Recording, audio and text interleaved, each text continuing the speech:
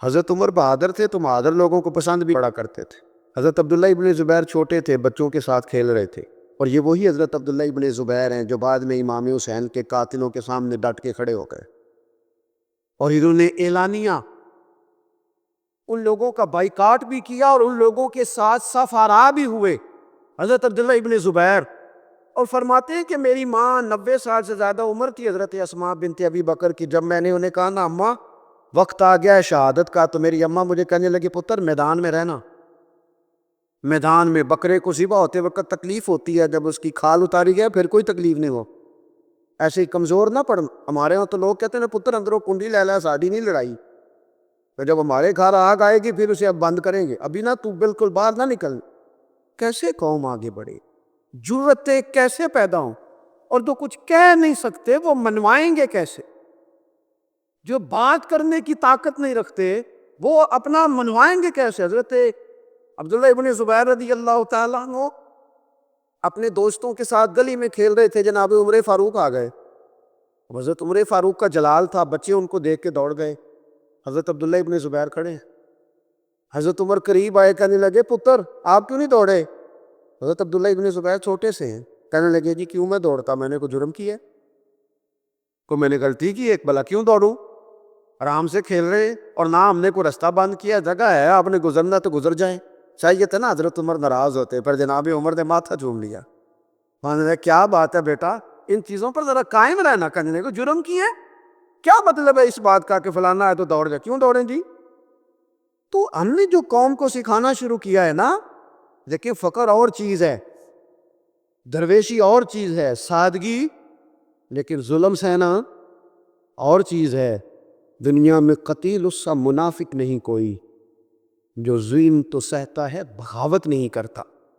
اپنی زندگی میں عزم کو، ہمت کو، نظریے کو بلند کریں، مظلومانہ مزاج نہ پیدا کریں، بلا وجہ دکھ سنا سنا کے اپنے آپ کو کمزور نہ کریں۔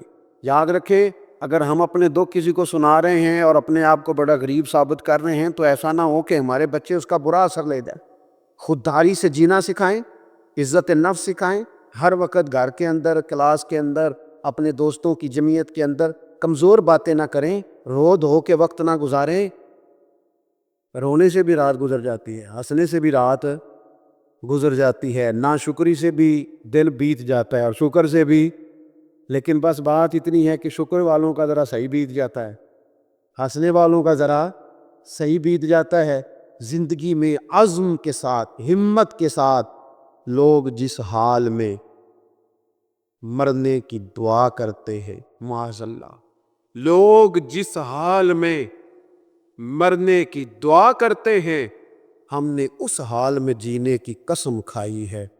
اللہ تعالی ہمیں سمجھنے کی توفیق عطا کر۔ حضرت بابا فرید الدین مسعود گنج شکر بابا صاحب رحمۃ اللہ علیہ فرماتے ہیں کہ ایک نیک نوجوان تھا، دن کو روزہ رکھتا، رات کو نماز پڑھتا، پر اللہ سے ڈرتا پھر بھی بہت زیادہ تھا، بڑا ہی ڈرتا تھی۔ موت کا وقت آیا تو ماں ہی تھی بس اس کی، تو ماں سے کہنے لگا اماں میری ماں ہے، میرے ساتھ 3 وعدے تو کھا۔ اس نے کہا پتر تو بتا، آخری ہج کی لے رہا ہے اور اس غریبنی ماں سے تو وعدہ لے رہا ہے، بتا کیا وعدہ؟ عرض کرنے لگا اماں جب میں مر جاؤں نا تو میرے گلے میں رسی ڈال کے تو مجھے گھمانا گھر کے صحن میں، اور لوگوں کو کہنا جو رب کی نافرمانی کرے اس کا یہی حال ہوتا ہے۔ یہ اعلان کرنا جو اللہ کے نافرمان ہوں ان کا یہی اشر کیا جانا چاہیے۔ اور اماں پھر دوسرا وعدہ کر، میرا رات کو جنازہ اٹھایا جائے، میں نہیں چاہتا کہ کسی کے منہ سے یہ لفظ نکل جائیں کہ وہ دیکھو اللہ کا نافرمان جا، رات کو میرا جنازہ اٹھانا۔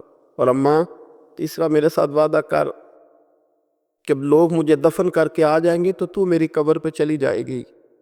عمل میرے پاس کوئی نہیں، پر مجھے لگتا ہے ماں کے قدموں کی برکت سے عرش کا مالک بھی رحم فرمائے گا، اماں تو وعدہ کر۔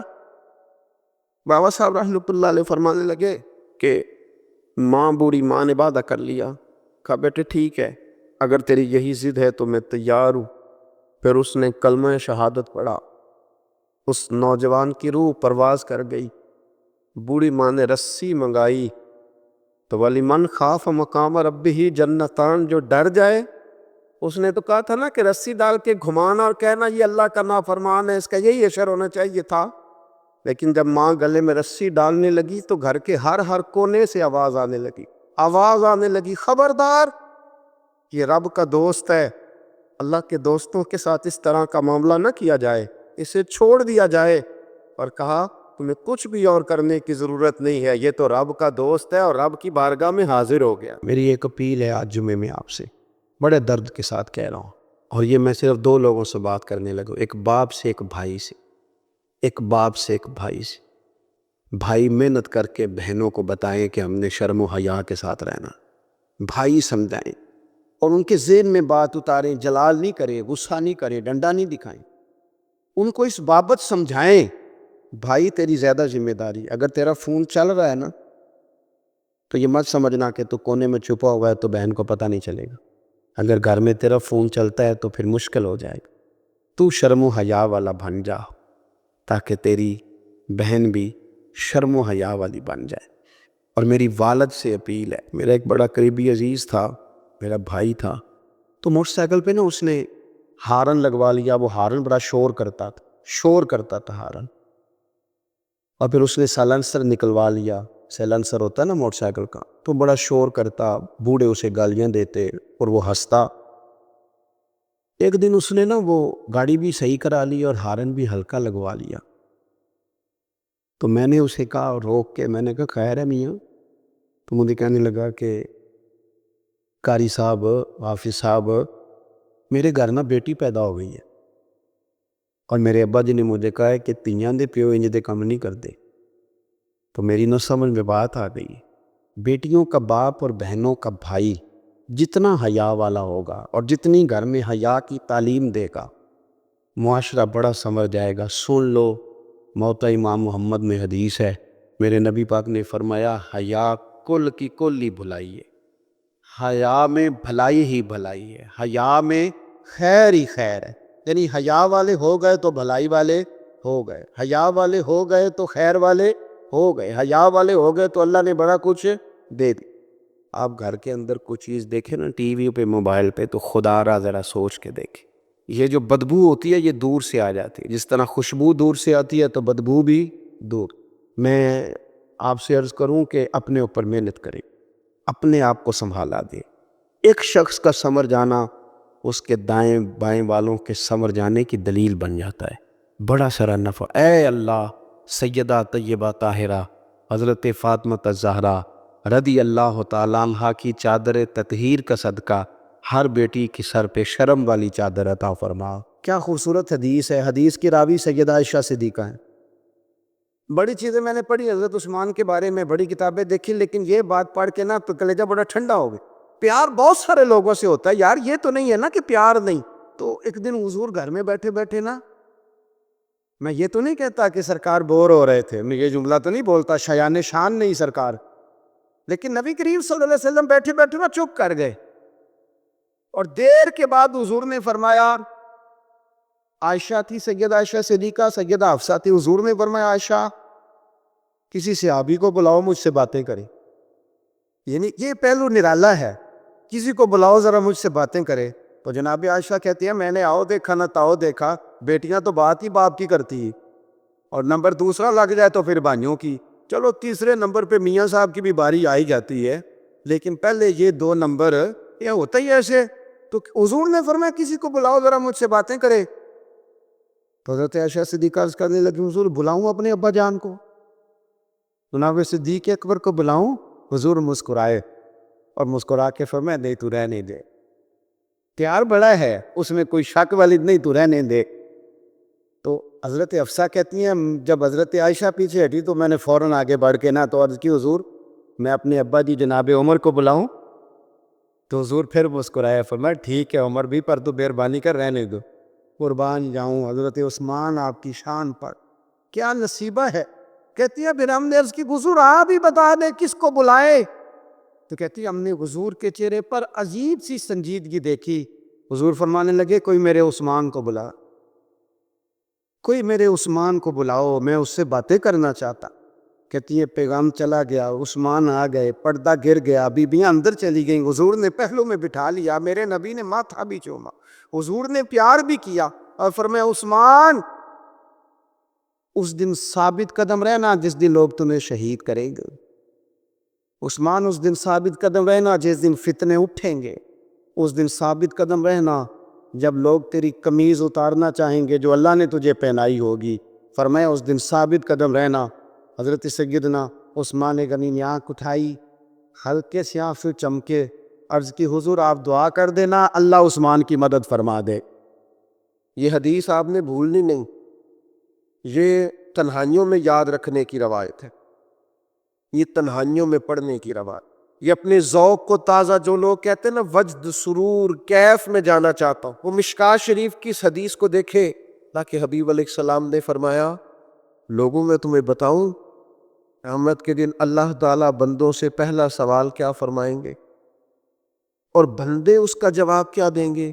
یا رسول اللہ کرم فرمائیے، بتائیے۔ تو کریم فرمانے لگے اللہ تعالیٰ قیامت کے دن بندوں سے سب سے پہلا سوال، اگرچہ بعض اور حدیث میں اور سوالات بھی آئے ہیں قیامت میں جو سب سے پہلے ہوں، لیکن اس حدیث میں یہ والا سوال حضور نے بیان فرمایا۔ حضور فرمانے لگے اللہ قیامت کے دن اپنے بندوں سے سب سے پہلا سوال یہ فرمائے گا کیا تم میری ملاقات کو پسند کرتے تھے؟ اوئے ہوئے کو کیا تمہارا ملنے کو جی چاہتا تھا؟ کبھی اے حقیقت منتظر نظر آنا لباس مجاز۔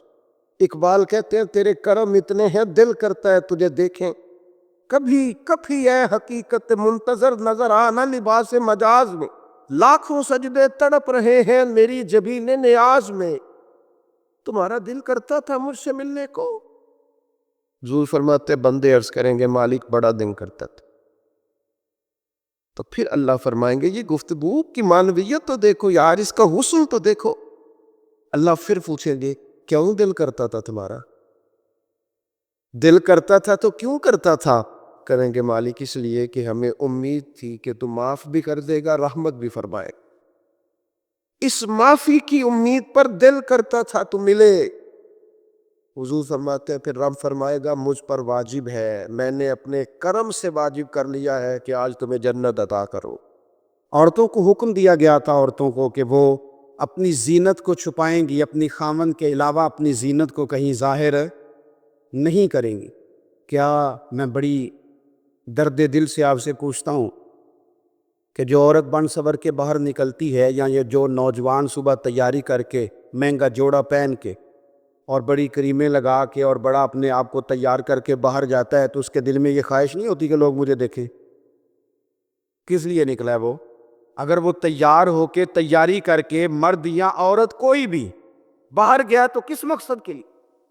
اس کے سینے کے اندر یہ خواہش نہیں پیدا کہ لوگ مجھے دیکھیں گے، اور دیکھنے کے لیے اس نے یہ سارا کچھ کیا ہے۔ اب امام بیہقی جو حدیث لائے ہیں، حدیث کے لفظوں پہ غور کرنا، اب جو میں کہہ رہا ہوں، میرے نبی پاک صلی اللہ علیہ وسلم نے فرمایا لعنتی ہے وہ شخص جس نے دیکھا، اور حضور فرماتے ہیں وہ بھی لعنتی ہے جسے دیکھا گیا، جسے دیکھا گیا وہ بھی ملعون ہے۔ کس کی بات ہو رہی ہے؟ تو شارحین فرماتے ہیں کہ تیاری اس لیے کر کے گیا تھا کہ مجھے دیکھا جائے، جس نے اپنے اوپر طاری کی تھی چیزیں کہ مجھے دیکھا جائے اور میں بد نظری کا۔ حضور علیہ السلام نے تو ہمیں فرمایا تھا کہ تہمت والی جگہ سے بھی بچ کے رہنا، تہمت لگ سکتی اس جگہ سے بچو۔ تو چاہیے تو یہ تھا نا کہ بچتی عورتیں بھی، بچتے وہ نوجوان بھی، لیکن اگر تیاری اس لیے کی جائے، میلوں ٹھیلوں بازاروں کا رخ ہی اس لیے کیا جائے کہ ہمیں دیکھا جائے، اور آ کر کے تبصرے کیے جائیں کہ فلانے نے میرا ڈیزائن دیکھا ہے تو دانگ رہ گیا، تو پھر مجھے بتلائیے جب آپ نے تیاری اس لیے کی تھی، جب یہ ساری تباہی آپ نے خود خریدی تھی، تو پھر آپ کس طرح کر کے کسی کو مجرم قرار دیں گے؟ تو کبھی بھی کوئی ایسا ماحول نہ بنائے۔ حکم تو یہ تھا کہ اپنے خامند کے لیے عورت تیاری کرے، غیر کے لیے تیاری نہ کرے۔ اب عورت گھر میں میلے کچیلے کپڑوں میں رہتی ہے اور جانا ہو تو وہ کہتی ہے مجھے نیا جوڑا چاہیے۔ تو یہ خرابیاں وہ ہیں جو ہماری پیدا کردہ۔ میرے نبی پاک صلی اللہ تعالیٰ علیہ وآلہ وسلم نے ارشاد فرمایا جب کسی سے کوئی بات پوچھی گئی اور وہ بات جانتا تھا، اسے علم تھا، وہ گواہی اس کے پاس موجود تھی، وہ شہادت اس کے پاس تھی، اس سے پوچھا گیا لیکن اس بندے نے چھپائی۔ یہ سنن ابو داؤد میں حدیث ہے۔ اللہ کے محبوب فرماتے ہیں قیامت کے دن اس بندے کے منہ میں اللہ آگ کی لگام ڈال دے گا، لو اب تیرے منہ میں لگام ڈال دی اور ہو بھی آگ کی، اب نہ بولنا، چونکہ جب حق بولنے کا ٹائم تھا تب تو نہیں بولا، جب تیری ضرورت تھی، جب تیرے کہنے سے مظلوم بچ سکتے تھے، جب تیرے بات کرنے سے ظالم پکڑے جا سکتے تھے، جب تیرے دو جملے کہنے سے کسی شخص کی زندگی بھر کی جمع پونجی بچ سکتی تھی، تو بولا نہیں۔ تو آج تو میدان محشر میں آیا ہے تو میرے محبوب کہتے ہیں، حضور فرماتے رب اس کے منہ میں آگ کی لگام ڈالے گا۔ اقبال کہنے لگے اپنے بھی خفا مجھ سے ہیں اور بیگانے بھی ناخوش، کیوں؟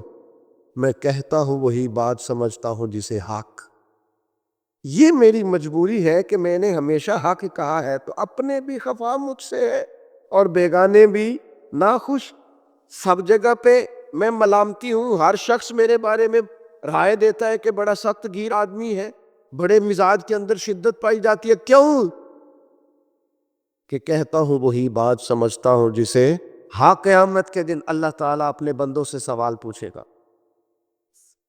اور قربان جائیں، میرے نبی پاک علیہ السلام نے فرمایا ہاں وہ پوچھے گا، اور جب تک 5 چیزوں کا تم جواب نہیں دو گے تمہیں قدم نہیں اٹھانے دے گا۔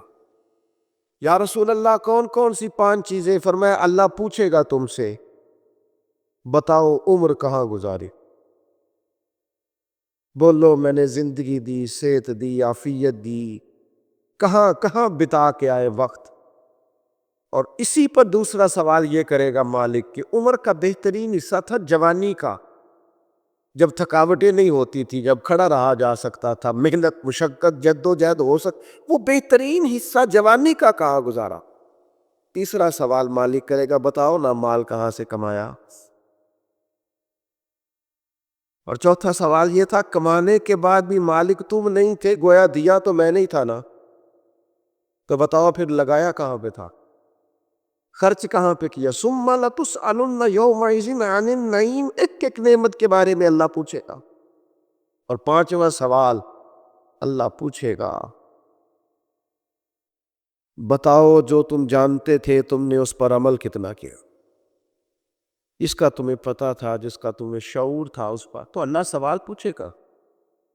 اب یہ کیوں سوال ہوں گے وقوع قیامت میں؟ یہ کیوں پوچھا جائے گا کہ قیامت کے دن کی جزا سزا کا خوف او بندے پر۔ اسلام ویسے اپنے ماننے والوں کو بے خوف رکھتا ہے، لا خوف علیہم ولا هم یحزنون، اللہ کے دوستوں کو خوف غم نہیں ہوتا۔ ایک غم تم اپنے اندر رکھو کہ تمہیں قیامت کے دن پوچھا جائے گا، اس کا خوف پیدا کرو، اور یہ خوف مالک کو اتنا پسند ہے، فرمایا وَلِمَنْ خَافَ مَقَامَ رَبِّهِ جَنَّتَانِ، جو اللہ کے سامنے کھڑے ہونے سے ڈرے گا اللہ اسے 2 جنتیں عطا فرمائے گا۔ اس دن کا خوف اپنے دل میں پیدا کر کے تجھے کھڑا کیا جائے گا، تجھ سے پوچھا جائے، تیرے سے سوال کیا جائے، تجھے جواب دینا۔